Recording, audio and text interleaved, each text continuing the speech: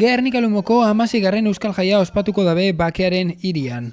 Urtero lez, urria dator eta herritarrentzat berezia da hilabetea bilakatzen da.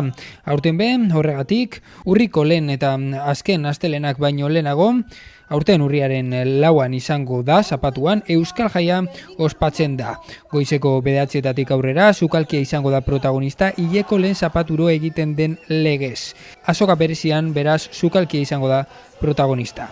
Goizeko 12:00 Euskal Jaiari hasiera emateko pregoia izango da. Aurten Urdaibai kantagunea kantuzalen elkartearen eskutik egingo da, horrez gain agurra eta txupinazoa egingo da kulturretxetik abiauta, eta zelan ez, taloen txosnak izango dira Merkurio eta Picasso kalean. Herriko kaleetan zehar, alaber Urdaibai kantagunea eta hainbat udalerriko kantuzale ezberdinak egongo dira.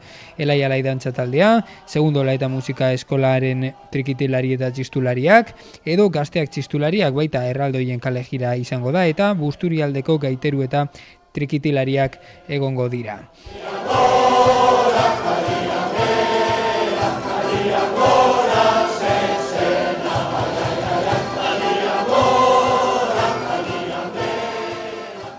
Goizeko 12:30 gargantua egongo da eta eguerdiko ordu 1:00 Elai dantza taldearen eskutik erregelak egingo dira. Merkurio inguruan izango da hau. Arratsaldeko 3:00 herri baskariaren txanda izango da, menuak 21 euro kostauko dau eta baskarirako tiketak salgai egongo dira aste honetan zehar turismo bulegoan. Auzokoa tabernan ere, edo Etxarte kafetegian egongo dira salgai, eguaztenera arte. Menua hurrengoa izango da, patatak Erriozarrerara, makaioa, postrea, ardaua, sagardoa eta kafea, gazkaren eskutik egindako menua izango da.